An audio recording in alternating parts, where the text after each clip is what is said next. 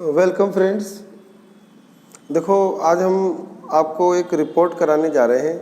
ये जो रिपोर्ट होता है ये कैसे अटेंड करना चाहिए, कैसे किस ढंग से लिखना चाहिए, वो सब के बारे में आप जानते होंगे। तो हम एक एग्जांपल के माध्यम से रिपोर्ट क्या होता है, कैसे लिखना चाहिए, किस टेंस में लिखना चाहिए, वो सब आपको यहाँ पे बता रहे हैं। तो ये हमारा आज का मुख्य प्रश्न है, हम इसके उत्तर जानेंगे।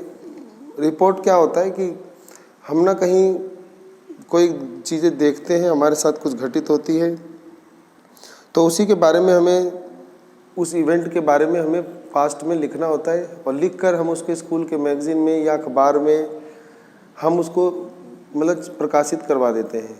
तो इस चीज़ को लिखने को ही रिपोर्ट कहते हैं। रिपोर्ट में सभी जानकारियाँ होनी चाहिए, पास्ट टेंस में होनी चाहिए। रिपोर्ट में ऐसे मतलब रिपोर्ट में जो मुख्य हेडिंग होनी चाहिए वो कैपिटल लेटर में होनी चाहिए। फिर लिखने वाला कौन है, बाय, उसका नाम होना चाहिए, ठीक है। उसके बाद रिपोर्ट से संबंधित जो भी हम बातें बताना चाहते हैं मुख्य वो लिख देना चाहिए, ठीक है। तो इस एग्जाम्पल में देखते हैं कि किस तरह का रिपोर्ट आया है और इसको किस तरह से हम एग्ज़ाम में अच्छे से अटेंड कर सकते हैं। तो अंत तक पूरा देखिए, बिल्कुल आपको फ़ायदा होगा और बहुत सारी चीज़ों की जानकारियाँ होंगी, ठीक है। तो लिखता है हिस्ट्री सोसाइटी ऑफ केंद्रीय विद्यालय Krishna Nagar send a group of students to visit a place of historical interest. You, Anant और Anita were its leader. Write a report in 150 to 200 words for the school newsletter on the tour, describing the place, its history, how you reached there and all that you have learned. तो ये तो पूरा प्रश्न था। कई बच्चे को समझ में आ गया होगा, कई को नहीं समझ में आया होगा। तो बता देता हूँ एक बार। ये कहता है कि आपका जो स्कूल है, जो केंद्रीय विद्यालय है, उसका एक हिस्ट्री सोसाइटी वाला डिपार्टमेंट है जो कृष्णा नगर में आपका स्कूल है। तो आपका जो ये जो डिपार्टमेंट है या सोसाइटी, हिस्ट्री सोसाइटी केंद्रीय विद्यालय में, इन्होंने एक स्टूडेंट का ग्रुप भेजा था विजिट करने के लिए, एक हिस्टोरिकल इंटरेस्ट के लिए, ऐतिहासिक दिलचस्पी के लिए इन्होंने एक स्थान पे विजिट करने गए थे, घूमने गए थे, दर्शन करने गए थे।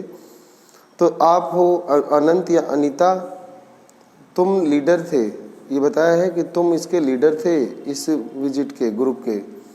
तो आपको एक रिपोर्ट लिखनी है 150 से 200 शब्दों में और उसे स्कूल के न्यूज़लेटर में लिखनी है, यानी प्रकाशित करवानी है।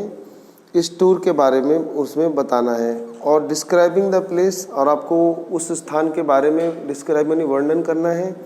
इट्स हिस्ट्री, उसके इतिहास के बारे में वर्णन करना है, क्योंकि हिस्टोरिकल प्लेस पे गए थे तो उसके इतिहास के भी बारे में बताना है। और बताना है कि तुम वहाँ कैसे पहुँचे, तुमने वहाँ पे जाके क्या क्या सीखा, ये सब आपको वहाँ पे जो आपके साथ घटित हुआ वो बताना है। तो हम यहाँ तो बताया है नहीं कि हम कौन से ऐतिहासिक स्थान पर गए थे, तो हम मान लेते हैं कि हम कोणार्क के मंदिर गए थे। आप कुछ भी लिख सकते हो। अभी हमने मान लिया कि कोणार्क के मंदिर घूमने गए थे, जो कि एक हिस्टोरिकल प्लेस है। तो लिखा है एनलाइटनिंग विजिट। एनलाइटनिंग मतलब होता है ज्ञान प्राप्त करने वाला, विजिट यानी दर्शन या भ्रमण, टू कोणार्क टेम्पल, यानी कोणार्क मंदिर के, इनलाइटमेंट माने ज्ञान के, अंतर्ज्ञान के लिए दर्शन यानी भ्रमण। तो इसको कौन लिख रहा है? इसको लिख रहा है बाय अनंत। मान लो लड़का लिख रहा है, अभी लड़की होती तो लड़की का नाम लिख देते। फिर अनंत कौन है? तो प्रश्न में बहुत सारी जानकारी दी थी कि अनंत एक लीडर है और हिस्ट्री सोसाइटी का लीडर है और केंद्रीय विद्यालय कृष्णा नगर का है, ठीक है। तो ये पूरा भी हम लिख सकते हैं, ठीक है, ताकि सही जानकारी पता चले कि किस व्यक्ति ने लिखी है, वो व्यक्ति का पद क्या है और किस पद का वो ग्रुप का भाग का व्यक्ति है और उसके स्कूल का नाम क्या है और उसका पता क्या है, ठीक है। तो रिपोर्ट में इन बातों का थोड़ा ध्यान रखना पड़ता है। उसके बाद अब यहाँ पे हम जितने भी रिपोर्ट लिखते हैं वो पास्ट टेंस में लिखते हैं और सटीक शब्दों में लिखते हैं और वर्ड लिमिट में लिखते हैं, जिसमें मुख्य बातें आ जाएं आलतू फालतू बातें कम आए। तो मैं पढ़ के समझाता हूँ। तो the history society of our school, तो कहता है हमारे स्कूल के जो history society of our school, हमारे स्कूल के जो इतिहास सोसाइटी था यानी इतिहास का ग्रुप था, ऑर्गेनाइज यानी उन्होंने प्रबंध किया था, ए विजिट यानी एक भ्रमण, एक घूमने जाना, एक टूर पे जाना, फॉर 32 स्टूडेंट, 32 विद्यार्थियों के लिए ऑर्गेनाइज किया था। और कहाँ के लिए? To the Konark temple in Orissa, Orissa के कोणार्क मंदिर के लिए। एज द लीडर, लीडर के तौर पर, ऑफ द ग्रुप यानी ग्रुप के लीडर के तौर पर, आई वॉज एंट्रस्टेड, एंट्रस्टेड माने होता है मुझे कार्यभार सौंपा गया यानी सौंपना, विद ए बिग रिस्पॉन्सिबिलिटी, मुझे एक बड़ी जिम्मेदारी सौंपी गई, टू इंश्योर कि मैं इस काम को ठीक से कर सकूं, दैट आवर ट्रैवल, कि जो हमारा जो ट्रैवल है वो ठीक ढंग से हो, हमारी यात्रा ठीक ढंग से हो, stay and visit was smooth, हम वहाँ जाएं और ठहरें और भ्रमण करें वो बिल्कुल स्मूथ हो यानी वो ठीक ठाक हो, एज वेल एज इंफॉर्मेटिव, तो स्मूथ माने ठीक ठाक हो, समय पर हो, और इंफॉर्मेटिव माने सूचनाप्रद हो, हमें अधिक से अधिक सूचना भी मिले। अब आगे लिख देंगे वी रिच्ड, हम पहुँचे भुवनेश्वर, हम भुवनेश्वर पहुँचे जो उड़ीसा की राजधानी है। तो हम भुवनेश्वर पहुँचे और रेलवे स्टेशन पहुँचे, एंड टूक डिलक्स बस, और हमने वहाँ पर एक डिलक्स यानी आरामदायक बस ली। फ्रॉम देयर, फिर वहाँ से, टू द कोणार्क टेम्पल, हम कोणार्क टेम्पल की ओर गए, which is about 65 kilometre way, जो लगभग 65 किलोमीटर दूर था। After checking in to our guest, after checking in to our guest house, हमारे गेस्ट हाउस में चेकिंग के बाद, वी वर सर्व, हमें परोसा गया, लंच यानी भोजन परोसा गया, एंड गिव पैम्फलेट्स, और फिर हमें पैम्फलेट्स दिया गया। पैम्फलेट्स होता है पुस्तिका या एक मैगजीन होता है जिसमें जानकारी होती है किसी के विषय में पूरी, तो हमें वहाँ पे पैम्फलेट्स दिया गया। About the history of Konark temple, हमें कोणार्क टेम्पल की हिस्ट्री यानी इतिहास के बारे में एक पैम्फलेट दिया गया। वी रेस्टेड, हमने वहाँ आराम किया उस दिन पहुँचने के बाद, एंड दैट नाइट, और उस रात को हमने आराम किया, and went to see the temple next day, और अगले दिन हम मंदिर देखने के लिए चले गए। ऑन रीचिंग देयर, वहाँ पहुँचने पर, वी अंडरस्टूड, हम समझ गए थे कि why the Konark temple is an architectural Marvel of India, कि क्यों इस मंदिर को भारत का अद्भुत शिल्प कला में अद्भुत वाला मंदिर कहा जाता है। आर्किटेक्चर मतलब है जो शिल्प कला, जो पत्थर अत्थर पे अच्छे से नक्काशी करके कोई चीज़ लिखी गई हो, बनाई गई हो। इट इज़ बिलीव्ड, ऐसा विश्वास हो रहा था कि that it was built by king, को उसको बनाया गया था राजा नरसिम्ह देव ने बनाया था, फर्स्ट ने यानी नरसिम्ह देव प्रथम ने बनाया था, ऑफ ईस्टर्न गंगा, जो कि पूर्वी गंगा डेंसिटी यानी वंश के थे, गंगा वंश के थे, पूर्ववर्ती गंगा वंश के थे।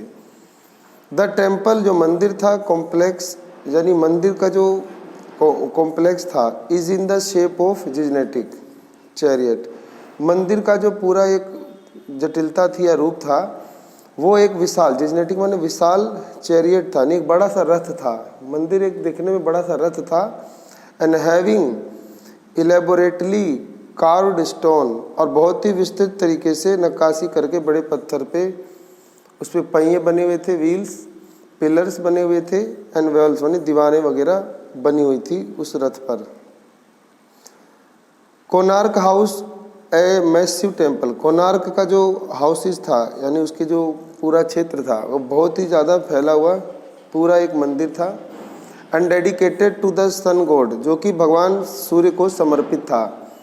There are 3 images of sun god, वहाँ पे भगवान सूर्य भगवान की 3 इमेजेस थी यानी 3 रूप थे, at different sides of the temple, मंदिर के अलग अलग भागों में उनके 3 रूप थे, and position in such a direction, और उनकी स्थिति इस डायरेक्शन में थी कि as the catch the sunrise, in the morning, noon and evening. उसको बनाया ऐसे तरीके से था और इस दिशा में उनकी पोजीशन थी कि सूर्य की किरणें उन पर कैच करें यानी उन पर पड़ें और वो सुबह, दोपहर और शाम तीनों समय मतलब अच्छे से दिखाई दे। सूर्य भगवान का मंदिर अच्छे से दिखाई दे, कोणार्क मंदिर। Our 3 day visit to Konark temple, हमारा वहाँ 3 दिन का जो भ्रमण था, वाज मोस्ट एनलाइटनिंग, वो बहुत ज़्यादा एनलाइटनिंग था यानी बहुत ज़्यादा ज्ञानवर्धक था। एंड एन एक्सपीरियंस, और एक अनुभव था कि that enrich us about the amazing culture heritage of India, जो हमें समृद्ध बना रहा था कि हम कितने मतलब अद्भुत सांस्कृतिक विरासत, भारत की सांस्कृतिक विरासत है ये, यानी भारत की कितनी अद्भुत सांस्कृतिक विरासत है। हेरिटेज माने विरासत है सांस्कृतिक। वी होप, हम आशा करते हैं, our history society organises more such trips to other historical sites. हम आशा करते हैं कि हमारा जो हिस्ट्री सोसाइटी है वो और ज़्यादा प्रबंध करे ऐसे ही और ऐतिहासिक साइट्स पे जाने के लिए, ट्रिप यानी टूर पे जाने के लिए प्रबंधन करती रहे। बस यहाँ पर हमने अपना रिपोर्ट ख़त्म कर दिया। ठीक है, तो इस प्रकार से जो रिपोर्ट होता है इसे लिखा जाता है। तो उम्मीद करते हैं कि आपको ये पूरा लाइन टू लाइन समझ में आ गया होगा अच्छे से। बाकी मिलते हैं अगली वीडियो में और भी कोई अच्छी इंग्लिश से संबंधित जानकारियाँ हम आपको देते रहेंगे। हमारे से जुड़ने के लिए हमारे चैनल को सब्सक्राइब कर लीजिए और कमेंट करिए कि आपको और किस चीज़ में दिक्कत होती है। हम अगर आता होगा तो हम आपको ज़रूर बताएंगे। तो मिलते हैं आपसे अगली वीडियो में। आप सबका अपना कीमती समय देने के लिए बहुत बहुत धन्यवाद।